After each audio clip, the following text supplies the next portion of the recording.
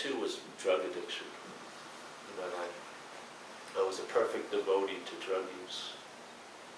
I mean, I matched my drug use up to any spiritual devotee in the annals of spirituality, Hanuman, and all of those people. I was right up there with them. You know? And yet, completely feeling like I gave 100% to that, there was no transcendence. I never got out of what I thought I was in. You know? I sure seemed like I got out of it, but I'd always wake up seemingly back in it. So, and it was a real fucking frustrating thing. To the point where I was doing huge shots. I could care less if I lived or died. The only reason I still hear is people that were, because when you're on a run, you can't, you're so you're vibing so much, you can't put the needle in your arm. I remember I gave my friend a shot to give me, and luckily he only pushed halfway in, or I would have been dead. I wanted the whole fucking package, and he stopped, because he saw my eyes go off. And I just couldn't, at that point, I couldn't care if I was dead or alive. I was probably leading to be dead, yeah? But thank God, and he wasn't a wise person, but at that moment, wisdom came into him, and he just said no and pulled it out. And that happened many times. So what could lead someone to there, or what could lead a mind to be entertaining those possibilities every day? You know, some insane shit. You know, and you know, some of us haven't died, so you can come back and tell the tales, and then there's a lot to learn from it. You know, you can see selfing is pretty damn easy to see in an alcoholic life, in an addict's life. It's very easy to discern. Other people who may have a better, you know, quieter life, maybe it's difficult to pick it up. But in a fucking junkie's life, it's fucking pretty obvious that you've been taken over. I mean, that you have no power, that you're just a form of transportation for something. And it has a very distinct feeling of being foreign, but you can't escape it, yeah? Because there's an identification that's in place as it, yeah? It's unfucking believable. You hate it so much, yeah? But that just galvanizes the bond to it, yeah?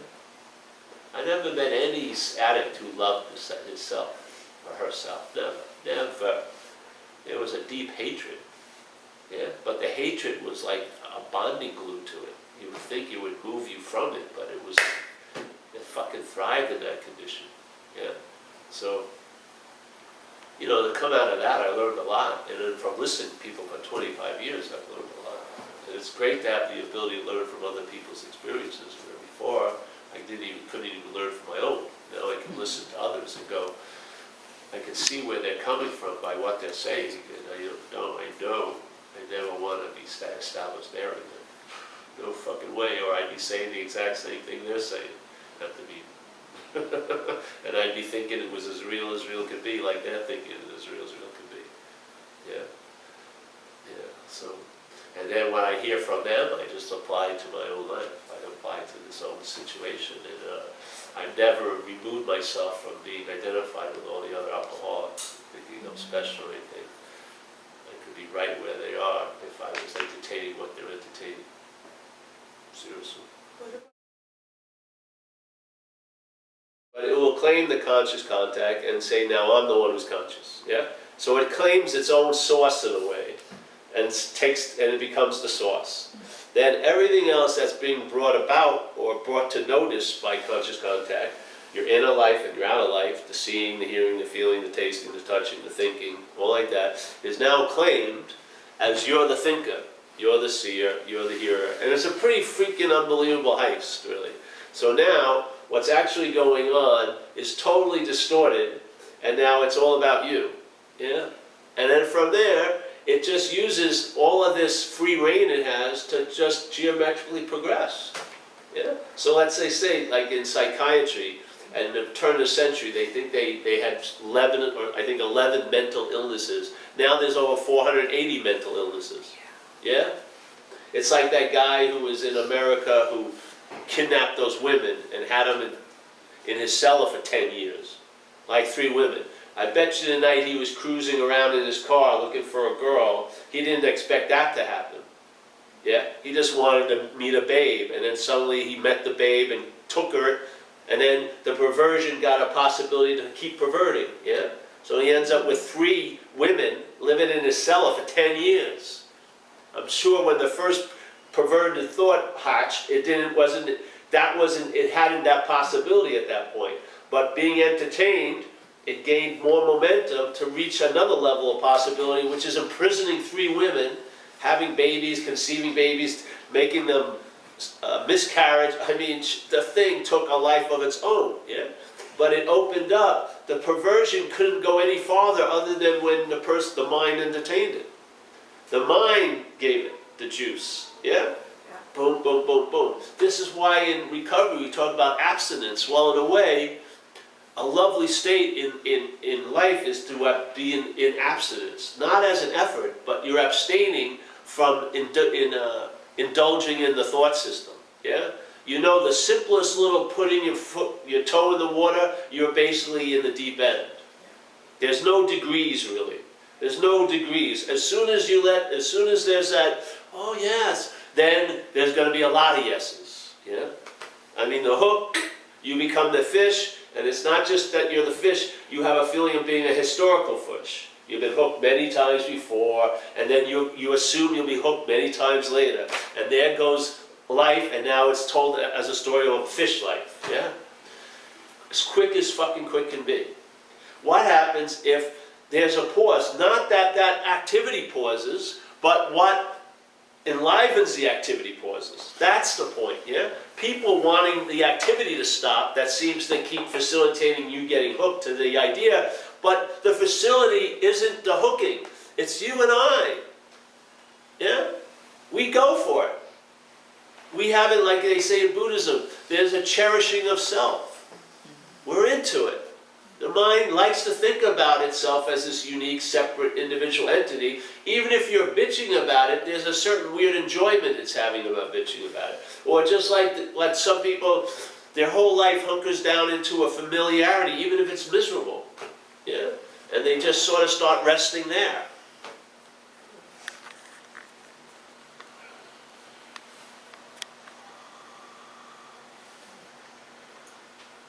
I remember, I'll tell you, I was with one of these, my first fairy princess one day. We had to take a cab home.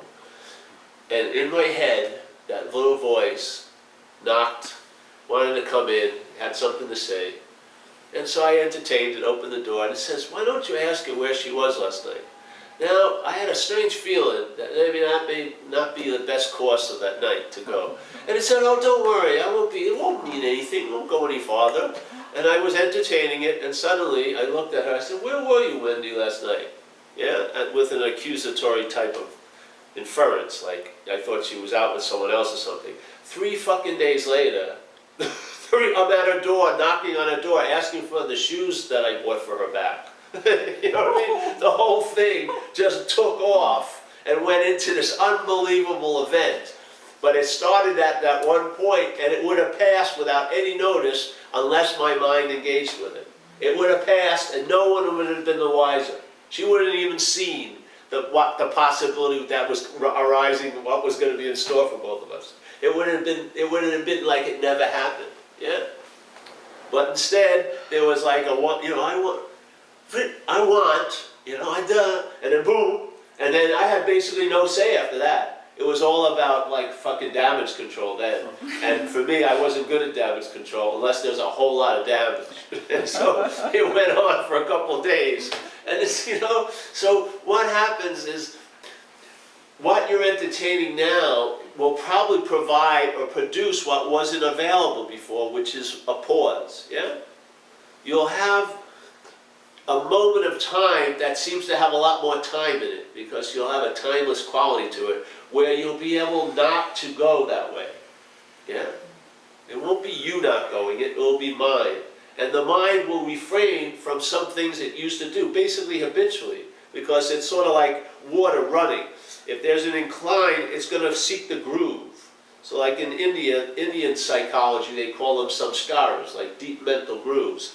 Well, all of us as manifestations, we have mental grooves, and the mind easily moves towards that groove and then gets a lot of power, and then it causes behaviors. which cause consequences and eruptions, and then the dealing or the not dealing with it, sometimes for months on end. I met men who are in prison now. They killed someone in a blackout, and they don't even remember the event that's entailed them to be in prison the rest of their life. They can't even conjure it up.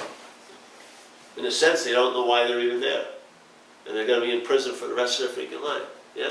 These are the possibilities that may seem really impossible while we're sitting here, but they're not. They're just not so right now, but they can also be so because they're neither not so or so. They only appear, and the appearance of them is really based on you and I. We're not based on what's appearing, but the appearances are quite a lot are based on you and I. If the mind is at peace, yes, see what it's going to attract. If it's agitated, see what it attracts. Do you see your mind agitated? I see my, I'll get up some days and I'll just not even want to be with myself. I'm in a bad mood and I know there's no reason at all for the bad mood. And I can see this possibilities of interacting or reflecting that back to other people, and I just stay quiet with it. But it's really interesting to watch it. Just sit there and watch it. And remember, agitation arises, but there's no one who has the agitation. Yeah. That's the point. Because what's bringing you the agitation? Not you, but the seeing. Yeah. There's an awareness of it, which allows it, yes, to seemingly be for a period of time. I'm not even going to why it's there anymore. Don't, because the fact is it's not there. Let it be there because it's not. If it was so, then it would be something to do something about. But because it's not so, let it pass. It has its moment. It's going to burn out. Everything is finite here. Every bit of selfing is finite. Yeah? If the selfing is presented by the head and its convincing isn't from the selfing, it's from you. You give it the convincing quality. It doesn't have the ability to convince. It's false evidence, basically. Yeah, it can't convince. It could never win its case in a court of law. It only wins its case in a court of mind. Conditional mind. And there you're already convicted. You already got 3 counts against you. You're fucking living out a sentence. You're not even ready to, you can't even get paroled anymore. The only biggest hook you're on is the one your own head has you on. I'm telling you. No one's fucking doing much to us at all. They don't have to. We're doing plenty already. So, so the idea, agitation arises. Now let's say if it's matched with an adversity to it, like you don't want to have it, that's a very strong glue, and that glue causes an appearance of being the one who doesn't want to be agitated. Yeah? Now that's the prior agitation you never see. That's the agitation that gets agitated. Yeah? That's the agitation that can't enjoy peace, even if it runs into it. That agitation is its basic state. Now it may have an idea that I'm adverse to agitation, which just what it does is that amplifies the you that's now agitated. Yes?